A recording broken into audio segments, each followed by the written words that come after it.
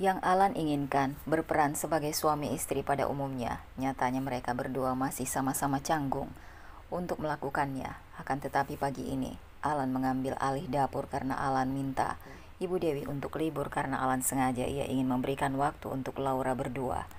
Tidak banyak makanan yang ada di kulkas, membuat Alan membuka celemek yang ia gunakan. Bersamaan dengan itu Laura turun dari tangga. Pagi, sapa Alan begitu melihat Laura. "Kamu mau masak?" tanya Laura saat melihat celemek yang masih Alan bawa di tangannya. "Iya, tapi lupa, gak ada bahan masakan." "Kamu hari ini berangkat siang kan? Mau belanja bareng?" Laura tampak berpikir. "Gak bakal telat kok, nanti pulang dari supermarket, aku langsung drop kamu di rumah sakit nanti siang. Aku antar makanannya," kata Alan. Hal ini justru membuat Laura tidak enak. "Jangan," kata Laura. "It's okay, aku gak keberatan sama sekali," kata Alan, membuat Laura terdiam. Ini terlalu tiba-tiba sehingga dirinya cukup sulit untuk mencerna apa yang terjadi. "Mandi dan siap-siap Gih, aku tunggu di sofa," kata Alan, lalu melangkahkan kakinya menuju sofa. Lalu membuka ponselnya meninggalkan Laura yang kini berjalan kembali ke arah kamarnya. Setelah beberapa menit berlalu, Laura sudah siap, begitupun dengan Alan yang sudah memanaskan mobilnya dihampiri oleh Laura. Alan memasukkan beberapa sayur buah dan juga ikan. Laura mengernyitkan dahinya ketika ia menuju ke arah daging. Akan tetapi Alan mencegahnya. "Daging tidak begitu sehat. Kita makan sesekali daging, jangan sering-sering," kata Alan, membuat Laura yang tadi mengambil daging itu ia letakkan kembali. "Semalam kita makan daging, kenapa sekarang gak boleh?" tanya Laura, karena ia baru ingat bahwa semalam mereka makan daging. "Itu jatah kita 2 minggu, jadi makan dagingnya sebulan 2 kali aja," kata Alan. "Kamu gak bangkrut kan?" tanya Laura dengan tatapan menyelidik. Tahu-tahu Alan seperti ini karena perusahaannya sedang tidak baik-baik saja. Kalau ada apa-apa di perusahaan, cerita seenggaknya siapa tahu bisa bantu. Alan terkekeh mendengarnya. "Gak ada, perusahaan baik-baik aja, aku cuma pengen kamu makan sehat. Kamu kan dokter, tapi aku lebih masih suka makan makanan tidak sehat," kata Alan, membuat Laura berdecak sedikit sebal. Snack yang Alan ambil adalah snack rendah kalori dan gula. Laura sempat terheran karena makanan Alan sekarang berubah total. "Boleh ice cream?" tanya Laura pada Alan ketika mereka melewati lemari es yang isinya berbagai merek ice cream. "Boleh." Laura mengambil beberapa ice cream, lalu ia masukkan ke dalam troli yang Alan dorong. Benar yang dikatakan oleh Alan bahwa sehabis dari supermarket, Laura diberhentikan di rumah sakit tempat dirinya bekerja. Laura masih bekerja karena surat pengunduran dirinya tidak diterima dan tidak ada izin. Jadi pasien yang sudah mendaftar online sedari kemarin pasti akan kecewa jika dirinya tidak datang. "Terima kasih Alan," kata Laura setelah keluar dari mobil Alan. Alan mengangguk lalu melajukan mobilnya untuk pulang ke rumah. Jika kalian mengira Alan dengan sepenuh hati melakukan ini semua, maka jawabannya adalah tidak, karena hatinya sudah penuh dengan Michelle. Jadi apa yang dilakukan Alan tentu saja berhubungan dengan Michelle. Seperti siang ini, 2 kotak makanan yang sudah ia siapkan, satu untuk Michelle dan satu untuk Laura. Dengan menu yang sama, menu sehat agar Michelle juga bisa memakannya tanpa bahaya. Alan memesan ojek online untuk mengantarkan makanannya ke Michelle, sedangkan dirinya menuju rumah sakit Laura untuk mengantarkan makanan milik Laura. Alan akan bertahan dengan hubungan suami istri ini sampai nanti waktu yang menjadi perjanjian lisan mereka berdua sudah selesai. "Tuh, baby boo, don't forget to lunch baby. Maaf gak bisa anterin langsung ke lokasi syuting. Semangat untuk hari ini," pesan yang Alan kirimkan untuk Michelle. Sejak hari itu Michelle tidak lagi menghubungi dirinya, tidak lagi membalas pesan yang dirinya kirimkan untuk Michelle. Kadang hanya dibaca, kadang hanya dibiarkan begitu saja. Hal ini tentu menyiksa hati Alan. Sampai-sampai waktu itu puncaknya, Alan ke klub malam lagi, mabuk hingga berakhir menjadikan Laura tumbalnya. Kembali lagi pada posisi Alan, sekarang yang sedang berada di perjalanan untuk mengantarkan makan siang untuk Laura. Setelah beberapa menit dalam perjalanan, kini mobilnya sudah terparkir di area rumah sakit. Ia melangkahkan kakinya menuju ruangan Laura, tepat di mana sekarang ia adalah jam istirahat karena waktu menunjukkan pukul 12 lewat 5 menit. Alan menghampiri Laura. Ia mengetuk pintu ruangan Laura. "I made for you," kata Alan. Ia mengeluarkan kotak makan. "Terima kasih," kata Laura. "So healthy." Haha, kata Laura. Ia tertawa melihat makanan yang Alan bawa. "Untuk hidup yang lebih panjang," kata Alan dengan tawanya juga. "Kamu sudah makan?" tanya Laura, dan Alan mengangguk sebagai jawaban. Ia sudah makan, bukan makan yang banyak, hanya mencicipi makanan yang ia masak saja. Laura mengangguk, dan Alan yang diam memperhatikan Laura makan. Rasanya aneh bagi Laura dilihat seperti ini, akan tetapi sebisa mungkin ia hanya ingin terlihat biasa saja di depan Alan. "Pulang nanti aku jemput, mau?" "Gak usah." Ingatkan bahwa Laura berangkat diantar oleh Alan dan tidak bawa mobil. "Kenapa?" "Sama Kiara." "Jangan nyusahin orang lain, Laura. Sama aku aja yang searah. Lagian memang rumah Kiara searah?" tanya Alan. "Tidak, rumah Kiara bahkan lebih dekat dengan rumah sakit daripada rumahnya." "Kamu juga orang," kata Laura. "Kalau aku beda, nanti aku naik taksi aja." "Kamu udah bolak-balik, aku gak enak, jadi biarin aku naik taksi aja." "Aku jemput kamu, gak ada taksi ataupun apapun itu namanya," kata Alan. Bak final yang harus diterima oleh Laura. Seperti sudah tidak ada pilihan lain selain mengiyakan omongan Alan yang ini. Dalam perjalanan mereka pulang, Alan hanya diam, begitupun dengan Laura. Keduanya hanya diam hening, tidak ada percakapan sama sekali. Sampai pada akhirnya mobil Alan sudah terparkir di garasi rumahnya. Hari ini Alan lelah karena harus bolak-balik ke rumah sakit dan rumah, belum lagi dirinya yang juga mengerjakan pekerjaan kantor yang belum selesai sama sekali. Alan menghamburkan tubuhnya pada sofa. Ia telentang, menghidupkan televisi dan mencari channel televisi yang sekiranya akan menghiburnya malam ini. Sedangkan Laura beranjak, ia ke dapur, membuka kulkas, lalu memotong apel dan buah lainnya. "Kamu mau makan apa?" tanya Laura, sembari tangannya yang sedang mengupas buah apel. "Apa aja, terserah." "Beneran terserah?" tanya Laura, dan dijawab anggukan kepala oleh Alan. Buah kiwi, apel dan jeruk yang sudah Laura kupas, ia letakkan ke piring. Mengambil 1 sendok garpu lalu membawanya ke Alan. "Selagi nunggu makan ini dulu," kata Laura. Lalu setelahnya ia kembali ke dapur, disusul dengan ucapan terima kasih oleh Alan untuk Laura. Laura tidak masak masakan yang ribet. Ia hanya menumis brokoli dan membuat dada ayam teriyaki dengan harapan Alan akan suka. Laura memang tidak mahir dalam urusan memasak, akan tetapi selama itu dirinya ingin belajar, maka Laura akan belajar meskipun melalui video tutorial yang guru kursusnya waktu itu beri untuknya. Alan mendekat ke arah Laura ketika beberapa menit telah berlalu dan dirinya dilanda bosan karena tidak ada tayangan yang menyenangkan di televisi. "Ada yang perlu dibantu?" tanya Alan ketika ia lihat Laura yang sedang sibuk memotong dada ayam menjadi beberapa bagian. "Udah, duduk aja," kata Laura pada Alan. "Yakin, beneran nih, aku bakal ambil laptop kalau gitu?" "Ya udah, gak apa-apa asal gak ganggu aku." "Oke," jawab Alan, lalu melangkahkan kakinya untuk mengambil laptopnya di ruang kerja lalu membawanya untuk ke sofa, sembari menemani Laura yang sedang memasak di dapur. Selang beberapa menit kemudian, keadaan rumah cukup sepi karena Alan yang terfokus dengan pekerjaannya dan Laura yang sedang fokus dengan masakannya. Hingga akhirnya makanan yang Laura masak sudah matang dan dia hidangkan di atas meja.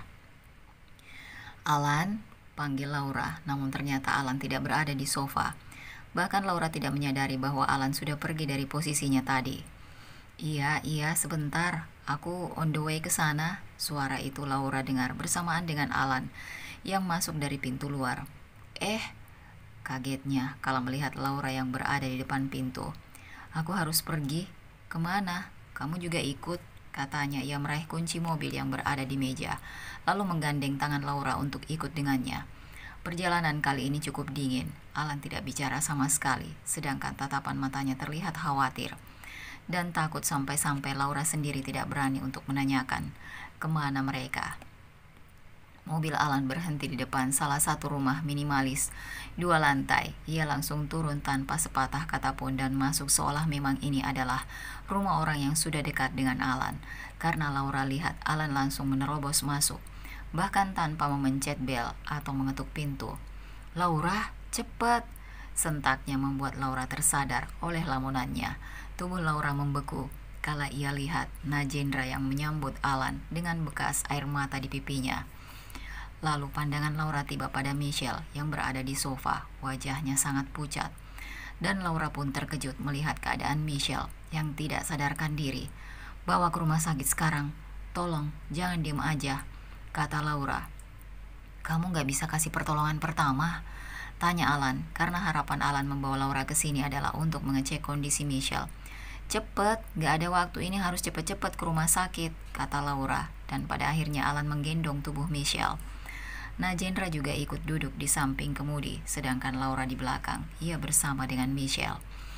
Tadi, saat Alan sedang menyelesaikan pekerjaannya, ia mendapatkan telepon dari Najendra yang mengatakan bahwa Michelle pulang syuting dan dalam keadaan pucat dan lemas hingga akhirnya tubuhnya tidak kuat dan berujung pingsan.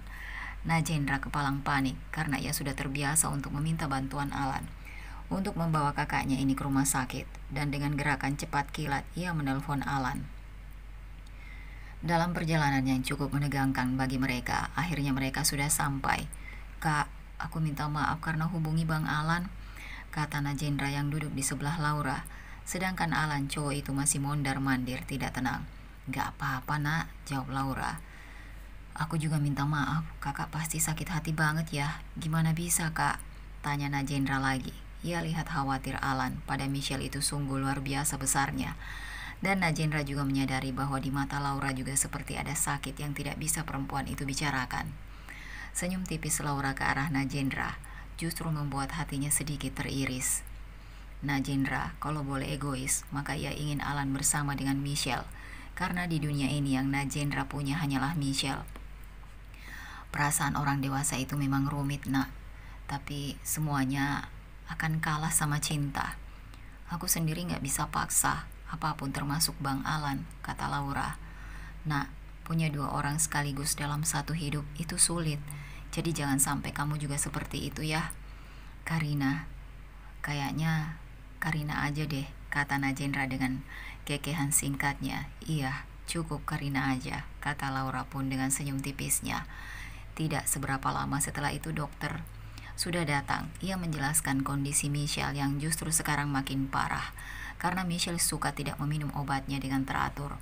Jantungnya mengalami sedikit kerusakan yang mana harus segera melakukan operasi. Najendra, Kak Michelle akan baik-baik aja kok, kata Laura. Ia berbisik pada Najendra yang berada di sampingnya, yang tubuhnya ia rengkuh agar Najendra tidak begitu ketakutan. Lihat Kak Michelle ya, jangan nangis nak. Keduanya masuk ke dalam ruang pemeriksaan. Maaf, tolong hidup lebih lama lagi Michelle. Tolong bangun, kata Alan. Ia menunduk, rasa sakitnya luar biasa. Jika Alan berada di sisi kanan dan Najendra di sisi kiri, mereka dua laki-laki yang sangat mencintai Michelle. Begitu besar, sampai-sampai masih sempat Laura merasa ciut, karena ia rasa hadirnya di sini tidak dibutuhkan. Laura membiarkan mereka bertiga di ruangan ini. Laura memutuskan untuk keluar dari area UGD. Dinginnya malam ini terasa lebih menusuk dibanding biasanya. Laura duduk di kursi ruang tunggu pasien. Ia terdiam, pandangannya lurus ke arah depan. That's crazy Laura. Bisa-bisanya gue kepikiran buat kasih bagian jantung gue, kata Laura ketika ia tersadar dari lamunannya. Laura menggelengkan kepalanya. Ia tahu kemungkinan yang akan terjadi jika dirinya melakukan operasi untuk Michelle itu juga akan menyulitkan hidup Laura ke depannya. Jangan aneh-aneh Laura, katanya lagi sembari menghela napasnya beberapa kali. Alan menghela napasnya ketika ia lihat Laura yang tengah duduk di salah satu bangku kosong di taman depan rumah sakit. Langkah kakinya pelan-pelan membawa dirinya untuk mendekat ke arah Laura. Ayo, aku antar pulang. Alih-alih mengatakan kata maaf atau menanyakan Laura, justru Alan langsung ingin Laura pulang. Kamu, nanti aku kesini lagi. Laura berdiri dari duduknya, tidak protes apapun itu. Ia melangkahkan kakinya menuju mobil Alan. Dalam perjalanan tidak ada obrolan sama sekali, hingga mobil Alan sudah terparkir di depan rumah milik mereka. Kamu gak mau makan dulu? Tanya Laura. Michelle, makan dulu baru aku izinkan kamu untuk pergi lagi Alan. Laura bersuara memotong perkataan Alan. Oke, fine, kata Alan. Lalu pada akhirnya cowok itu ikut masuk ke dalam rumah bersama dengan Laura. Meskipun makannya dengan perasaan gelisah dan buru-buru, ingin selesai Laura tak apa asalkan Alan makan di rumah. Makan masakan yang sudah ia buat susah payah. Laura membungkus makanan untuk Najendra dan ia titipkan kepada Alan. Alan sempat menoleh ke arah Laura dengan tatapan yang entah bagaimana. Artinya Laura pun tidak tahu. Alan yang seperti Laura mungkin tidak ada 10, dan sayangnya cintanya untuk Michelle lebih besar daripada menyadari bahwa perempuan yang menyandang sebagai istrinya sekarang juga baiknya luar biasa. 5 hari telah berlalu, begitu sangat cepat, setelah malam di mana Alan memilih untuk menunggu Michelle di rumah sakit. Michelle menjalani operasi katup jantung dengan harapan bahwa dengan metode ini, kondisinya lebih membaik lagi karena sejatinya penyakit jantung itu sangat susah untuk disembuhkan. Laura menjalani harinya seperti biasa. Ia akan ke rumah sakit pagi hari dan akan pulang malam nanti, makan dan langsung tidur ketika pulang ke rumah.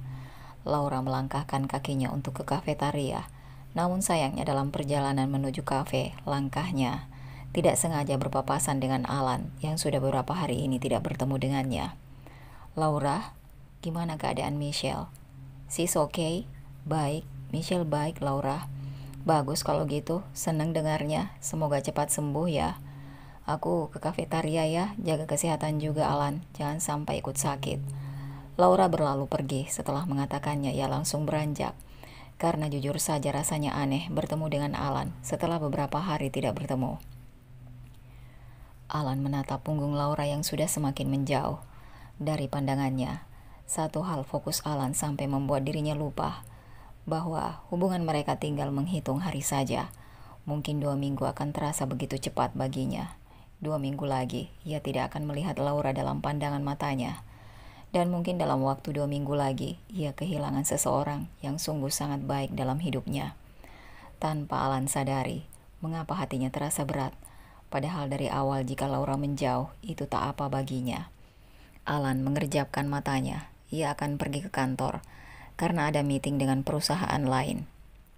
Beda dengan Laura, yang langkahnya tidak membawa dirinya ke kafe melainkan ke toilet. Ia masuk bukan untuk buang air. Justru Laura terduduk dan menghela napasnya.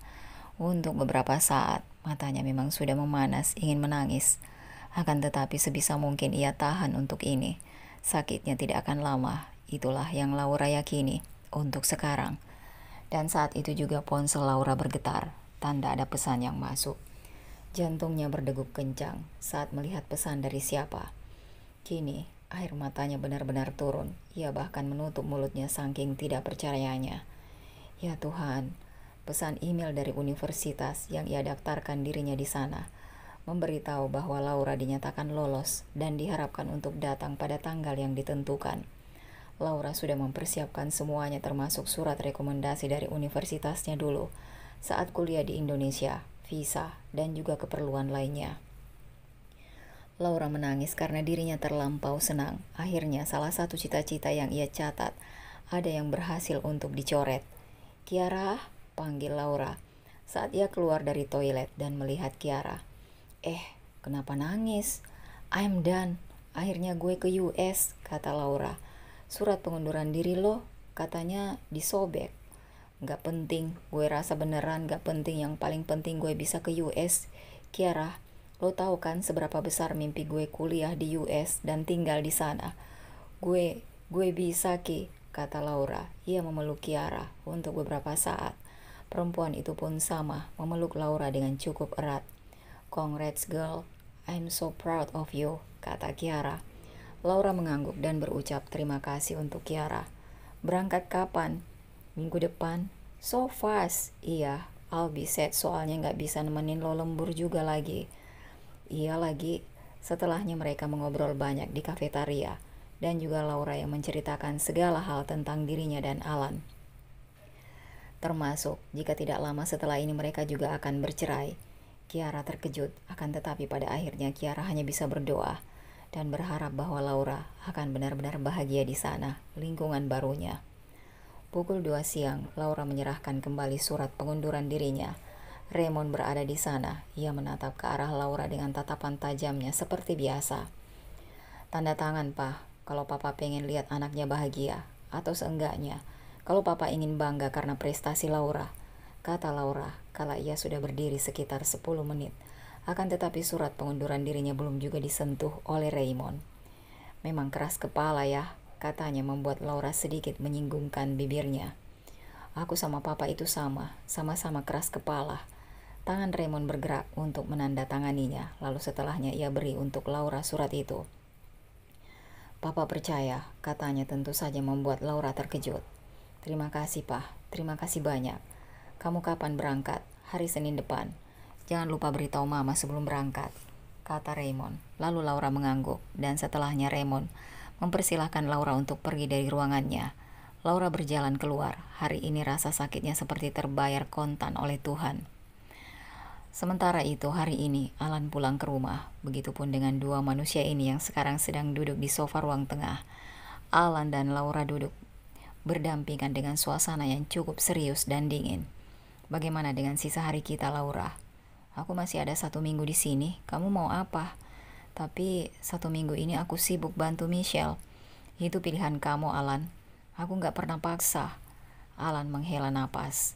Ditambah Michelle sedang dalam kondisi tidak baik. Penyakit yang disembunyikan ke publik dan film yang digarap oleh Michelle harus digantikan pemerannya, sehingga banyak yang kecewa. Dan justru menyalahkan Michelle karena tidak profesional, mengingat penyakit Michelle yang tidak bisa disepelekan. Maka pihak produksi dan manajemen memutuskan untuk mengganti peran Michelle dengan seseorang lainnya. Hal itu juga berhasil membuat Michelle down, apalagi tidak sedikit pihak yang menyalahkan dirinya, dan Alan rasa Alan dibutuhkan untuk Michelle untuk ini. Satu hal juga yang Alan rasa, Laura sama sekali tidak memperjuangkan hubungan mereka. Laura terlalu putus asa dengan takdir. Oke, let it flow aja ya, tanya Alan, dan diangguki oleh Laura. Dan salah satu hal yang membuat Laura kecewa adalah Alan bilang, Alan mau menikmati hari-hari bersama dengan dirinya. Karena Alan sudah putus dengan Michelle, nyatanya Laura juga tidak sanggup untuk menanyakan itu kembali. Ketika ingatannya tertuju pada beberapa hari lalu, saat dirinya melihat Najendra dan Alan yang seperti kehilangan arah. Ketika Michelle sedang drop seperti itu. Setelah itu Laura memutuskan untuk kembali ke kamar. Ia rasa sudah tidak ada lagi yang ingin ia bicarakan kepada Alan. Laura melangkahkan kakinya ke area rumah sakit. Bukan menjadi seorang dokter, akan tetapi Laura akan menjenguk Michelle kali ini. Di tangannya sudah ada buah-buahan yang sengaja ia bawa. Langkah kakinya membawa Laura semakin dekat. Sampai di depan pintu ruang gawat. Michelle. Laura menghela nafas. Sejenak ia ketuk pelan pintunya. Laura, katanya melihat Laura yang datang. Senyum Laura memang mengembang untuk Michelle, akan tetapi bisa Laura lihat dari mata Michelle bahwa perempuan itu tidak enak dengan Laura. Gak apa-apa, lanjutin aja, kata Laura. Ia meletakkan buah-buahan yang ia bawa di atas meja. Keadaan kamu gimana? Tanya Laura. So much better, Laura. Michelle bersuara. Suaranya serak seperti menahan tangis. Kenapa? Ada yang sakit? Maaf ya, aku baru jenguk kamu. Aku lihat berita-berita sampah itu. Aku tahu, Michelle, kalau kamu itu hebat. Gak ada yang bisa gantiin kamu. Siapapun itu, jangan sedih ya. Laura, dari banyaknya teman-teman, ku boleh bilang kalau kamu yang paling baik. Laura tertawa, kamu juga baik sama aku.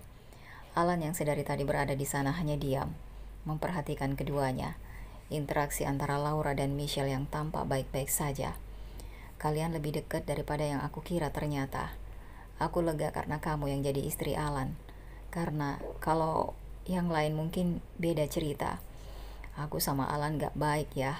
Aku bingung untuk nyuruh dia gak datang kalau tahu-tahu dia datang ke sini. Gak apa-apa, Michelle, kesembuhan kamu tuh nomor 1. Laura, ia tersenyum. Aku ada meeting. Laura, kamu bisa di sini sampai Najendra pulang? Tanya Alan. Bisa. Kalau mau pulang kabarin aku. Kalau sampai rumah kabarin aku. Terima kasih, Laura, kata Alan, lalu ia pergi dari ruangan ini meninggalkan kedua perempuan itu. Makannya mau dibantu? Tanya Laura. Udah kenyang. Terima kasih ya, Laura. Yakin udah? Tanya Laura, dan dibalas anggukan oleh Michelle. Pada akhirnya waktu mereka habiskan untuk mengobrol banyak hal termasuk kekhawatiran Michelle di hidupnya. Kalau aku meninggal gimana sama Najendra ya, Ra? Tanyanya karena hal yang paling Michelle takutkan di dunia ini adalah Najendra. Kamu akan sembuh dan sehat, Michelle. Yang aku tahu penyakit jantung kayak aku ini gak bisa sembuh, Ra. Kamu juga dokter kan? Kamu pasti paham, Ra. Aku sempat khawatir jika gak bisa temani Alan ataupun Najendra sampai aku tua. Sampai Najendra bisa mandiri. Sampai Najendra sudah menikah. Tapi sekarang bebanku kayak terangkat satu. Alan, sudah ada kamu yang super baik. Awalnya aku marah sama Tuhan karena merasa dibohongi, dihianati, tapi setelah aku pikir semua terjadi pada alasannya. Pasti ada alasannya. Dan aku pikir Tuhan tahu bahwa mungkin Alan akan lebih sakit jika sama aku, kata Michelle. Sekarang tugasku tinggal bikin mama gak gila kerja dan urus Najendra. Najendra itu kurang kasih sayang dari mama, maka dari itu aku pengen kasih semua cinta di dunia ini untuk dia. Tapi sayangnya sebanyak itu cinta untuk Najendra, juga dia akan merasa kosong kalau ibunya sendiri tidak memberikan untuknya. Laura benar-benar mendengarkan Michelle. Kalau aku meninggal sebelum Najendra akrab sama mama gimana, Ra? Sejujurnya hatinya pun ikut sakit. Alan milik kamu, Najendra milik kamu. Satu yang harus kamu yakini di dunia ini, Sel, ada Tuhan. Tuhan gak akan biarin kamu sakit terlalu lama. Aku yakin kamu sembuh. Tapi aku sakit, Ra. Setiap hari dadaku sesak dan harus minum obat. Sebagai orang yang sempat bekerja di dunia medis, ia tahu rasanya. Enggak, aku yakin kamu sembuh kok. Michelle tidak bersuara lagi. Kamu bakal sembuh, Sel. Tidak lama setelah itu, sudah kembali pada posisinya Najendra pulang dari sekolah dengan penampilan yang cukup acak-acakan. Kamu berantem? Ini jatuh. Itu bukan luka seperti jatuh ataupun kebentur. Kamu ditonjok. Enggak, Kak, aku bilang aku jatuh, bukan berantem. Tunggu sebentar ya, kata Laura lalu setelahnya ia keluar ruangan. Satu orang yang ia cari, siapa lagi kalau bukan Kiara. Laura sudah tidak punya wewenang di rumah sakit ini. Jadi dirinya akan meminta bantuan Kiara untuk mengambilkan beberapa obat. Bantuin gue? Buset, ngapain di sini? Jenguk teman, bantuin apa? Bantuin ambil kotak P3K gue di UGD. Untuk apa? Lo udah gak punya di rumah? Jangan banyak tanya, Ki. Hadeh, ya udah tunggu bentar. Thank you, Beb. Kiara berlalu dari hadapan Laura. Thank you, Kiara. Nanti gue traktir makan ya. Laura membuka pintu kamar inap Michelle. Sini bentar, lukanya dibersihin, kata Laura. Najendra awalnya tidak mau, akan tetapi melihat tatapan Michelle, akhirnya dia menurut. Laura sudah berada di bandara. Hari ini akan terbang menuju New York untuk melanjutkan kuliahnya S2 dalam bidang kedokteran. Hari ini juga dengan hati yang lapang, Laura melepaskan semuanya, hidupnya yang ada di Indonesia, Alan, dan juga beban yang lain untuk menyambut hari barunya nanti di New York sebagai seorang mahasiswi. Alan berada di bandara mengantarkan Laura. Persidangan Alan dan Laura akan dimulai minggu depan, karena Alan sudah memberikan berkas untuk pengajuan perceraian. Laura sengaja tidak ingin datang, karena apabila dirinya tidak datang, persidangan akan cepat selesai. Thank you for everything, kata Laura. Take care, see you on top, Laura. Selamat sembuh, kata Alan yang dibalas anggukan serta kekehan dari Laura. Perkataan selamat sembuh itu yang membuat Laura tertawa. Dirinya pergi untuk sembuh, maka ia akan kembali jika dunia mungkin bisa lebih baik lagi dengan dirinya. Laura melambaikan tangannya dan jaraknya dengan Alan kian panjang dan jauh hingga pada akhirnya jarak mereka benar-benar jauh. Alan yang hilang dari pandangan Laura dan begitu pun sebaliknya. Laura baik akan tetapi tidak bisa mengalahkan cintanya dengan Michelle yang sudah 7 tahun berlabuh. Alan membiarkan Laura untuk mencari kebahagiaannya karena Alan sadar bahwa Alan tidak bisa membuat perempuan itu bahagia dengannya. Alan menghela napasnya. Ia berjalan keluar area bandara untuk menuju mobilnya. Rupanya mobil Alan sekarang terparkir di garasi rumahnya. Kamu mengajukan perceraian ke pengadilan agama? Yang benar saja. Kenapa tidak ada bicara sama kami? Kata Papa. Begitu melihat Alan yang pulang ke rumah. Pa, gak ada yang bisa dipaksakan antara aku ataupun Laura. Kami tidak bisa, Pa. Kamu tahu kan risikonya seperti apa? Kakek kamu susah payah merintis perusahaan ini, Alan. Alan mundur, Pa. Alan akan mundur jadi CEO, kata Alan pada akhirnya. Memang, "Anak aneh kamu Alan," kata papa, lalu akhirnya beliau pergi dari ruang tamu. 1 minggu telah berlalu begitu cepat. Perceraian Alan dan Laura sudah resmi, akta cerai pun sudah ada. Hal itu membuat orang tua mereka yang terhanyut dalam kekecewaan karena tidak bisa membuat anak-anak mereka menua bersama. Laura dan ibunya sempat berdebat lewat telepon, akan tetapi sekeras kepalanya anak itu tidak jauh dari keras kepala orang tuanya. Laura memilih mengalah, membiarkan sang mama mengatakan apapun yang ingin dikatakan padanya. Laura menikmati hari-harinya menjadi seorang mahasiswi, meskipun menurut Laura ini lebih berat daripada bekerja di rumah sakit. Karena waktu Laura banyak ia habiskan untuk belajar dan belajar. Di New York, masih musim dingin. Hari ini ia keluar bersama dengan temannya dari Indonesia juga yang juga sama-sama menempuh pendidikan S2 di New York.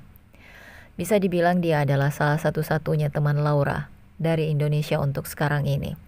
Namanya Giselle, perempuan yang sudah lebih dulu menetap di New York dibanding Laura. Mereka berdua sering menghabiskan waktu bersama karena umur Laura yang lebih tua daripada Giselle membuat anak gadis itu nyaman dan menganggap Laura sebagai kakaknya. Detik berganti menjadi menit, menit berlalu menjadi jam, hari menjadi minggu, minggu menjadi bulan, dan hingga pada akhirnya menjadi tahun. 1 tahun telah berlalu. Laura hidup di New York. Banyak yang berubah dari hidupnya. Laura sungguh menikmati kehidupannya yang sekarang. Laura memiliki banyak sekali daftar yang ingin dirinya lakukan. Saat libur musim panas tiba, biasanya libur musim panas itu hingga 1 bulan lamanya. Darinya banyak sekali daftar yang ingin ia lakukan. Sayang sekali tidak ada daftar yang bertuliskan kata pulang ke Indonesia, karena memang Laura tidak berniat untuk pulang. Laura terlampau betah di New York. Malam ini sebagai salah satu kegiatannya akan memenuhi list dari apa yang akan ia lakukan. Ketika liburan musim panas tiba, dirinya memulai dari menikmati kopi hangat di taman terdekat. Semakin dekat dengan semesta, jiwanya semakin hangat karena merasa dipeluk oleh semesta. Laura menoleh ketika denting ponselnya berbunyi. Di sana seseorang mengirimkannya pesan. Namun detik itu juga berhasil membuat jantung Laura berhenti berdetak. 1 cup kopi yang ia pegang terjun bebas begitu saja. "Ini mimpi kan?" tanyanya, entah pada siapa. Laura tidak mengerti mengapa begitu tiba-tiba. Air matanya mendadak keluar satu persatu. Buliran bening itu sekarang semakin deras membanjiri mata dan pipi Laura. Tubuhnya benar-benar melemas. "Alan, it's not real. It's not real kan?" katanya berbisik. Laura sadar dirinya tidak bisa pulang ke apartemen dalam kondisi seperti ini. Ia mengetikkan pesan kepada Giselle untuk menjemputnya dengan tangan bergetar. Dan banyak kesalahan dalam penulisannya, akan tetapi beruntungnya Giselle dengan cepat mengerti. Malam ini kacau sekali. Setelah sampai apartemen, Laura bergegas untuk memasukkan baju-bajunya. "Paling cepat jam 7 pagi, kata Giselle. "Gak ada yang tengah malam ini? Serius? Coba refresh terus, Gi. Gue coba ya, lo tenang ya." "Gimana mau tenang? Gue harus pulang ke Indonesia secepatnya. Gue gak mau nyesel, Gi," kata Laura sedikit meninggalkan suaranya. Karena jujur saja daripada hari perceraian waktu itu, untuk kali ini sedihnya luar biasa. Iya, berdoa." Laura terduduk pada tepi kasur. Ia menjambak rambutnya sendiri karena saking pusingnya. "Dapet, Ra, jam 11 malam ini," kata Giselle berseru membuat Laura langsung mendongak. Laura dipeluk oleh Giselle. Perempuan itu menepuk-nepuk pundak sahabatnya dengan lembut. Berharap tangisnya akan mereda, akan tetapi justru tangisnya semakin kencang. Beberapa saat setelahnya Laura sudah berada di bandara, diantar oleh Giselle. Laura melambaikan tangannya sebelum berpisah dengan Giselle.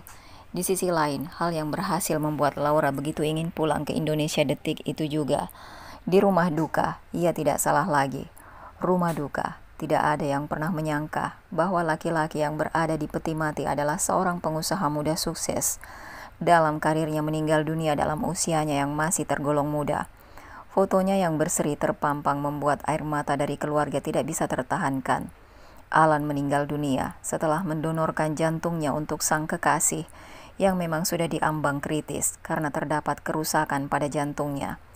Alan membiarkan Michelle untuk tetap hidup sementara dirinya rela mati untuk itu. Alan Maafin Mama, tolong buka mata kembali, katanya dengan nada memohon. Mama gak sanggup, Alan. Tolong bangun, katanya lagi. Jessie, Mama Laura juga ada di sana untuk menenangkan Cecil. Cecil, Alan akan bersedih jika kamu terus-menerus menangis di depan jasadnya. Cecil tidak menjawab apapun dan yang terjadi setelahnya adalah tubuh Cecil yang ambruk saat itu juga. Mama, suara itu berasal dari Leonard yang memanggil Jessie yang berada di dapur. Kenapa, Bang? Tanyanya melihat si sulung yang menghampiri dirinya dengan ekspresi wajah seperti itu, yang Jessie sendiri tidak bisa artikan. Leonard memberikan ponselnya. Di sana ada sebuah portal berita yang menyajikan berita yang mampu membuat debaran jantung Jessie memompa begitu cepat. Jessie lalu langsung berlari ke arah ruang keluarga. Di sana ia menyalakan televisinya dan melihat stasiun televisi yang menyiarkan berita terkini. Pesawat Neo Black 0978 hilang kontak setelah lepas landas dari Bandara Internasional Hamad Doha. 168 orang termasuk kru dan pilot dan juga ada 4 warga negara Indonesia. Laura nggak ada di sana kan, Bang? Abang nggak tahu, Mah, jawab Leonard. Ia juga sangat kalang kabut. Ia harap Laura tidak ada dalam daftar penumpang pesawat. Dan setelahnya Jessie mendapatkan telepon dari pihak bandar udara penyalur bahwa mereka diminta untuk ke sana dan menyatakan bahwa Laura berada dalam pesawat tersebut. Jessie benar-benar lemas, tidak bisa melakukan apa-apa mendengar kabar itu. Update mengenai perkembangan kecelakaan pesawat tersebut selama 2 hari. Pesawat tersebut sudah dinyatakan terjatuh di sekitar perairan Asia. Dan benar saja Laura benar-benar dinyatakan meninggal dunia bersama dengan 167 orang dalam pesawat lainnya termasuk kru dan pilot serta 3 orang warta Indonesia lainnya. Laura, andai saja malam itu tidak memaksa untuk pulang ke Indonesia, pasti dia sekarang masih berada di pesawat lain dan mungkin akan tiba dengan selamat di Indonesia. Niatnya untuk menemui Alan, saat terakhirnya justru dirinya menyusul Alan. Bohong bila Laura mengatakan dirinya sudah sepenuhnya melupakan Alan, membuang cintanya begitu sampai di negara orang. Tidak ada, Laura tidak sama sekali membuang cintanya. Bahkan waktu persidangan hari itu Laura menangis meskipun dirinya tidak ada di sana. Atau pada saat itu ia melihat postingan-postingan Alan di sosial media yang penuh dengan miselia dan dirinya sedang berkencan dengan senang di sana. Tangisnya sebab dirinya benar-benar kehilangan Alan, laki-laki yang ia cintai untuk pertama hingga terakhir hidupnya. Jasad Laura tidak pulang, hanya saja namanya tertulis di sebuah gundukan tanah di samping makam Alan yang sudah dimakamkan kemarin siang.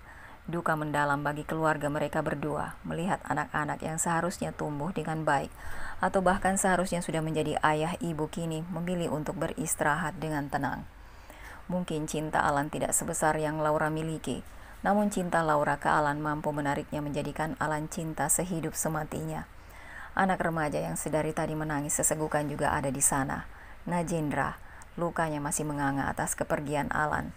Sekarang ditambah dengan Laura yang juga sudah Najendra anggap sebagai kakak kandungnya sendiri. Michelle masih di ruang ICU untuk pemulihan. Najendra sendirian. Ia ketakutan dan sekarang dirinya harus melihat 2 orang yang berarti dalam hidupnya sudah terkubur dan hanya tinggal batu nisan saja yang masih bisa tersentuh.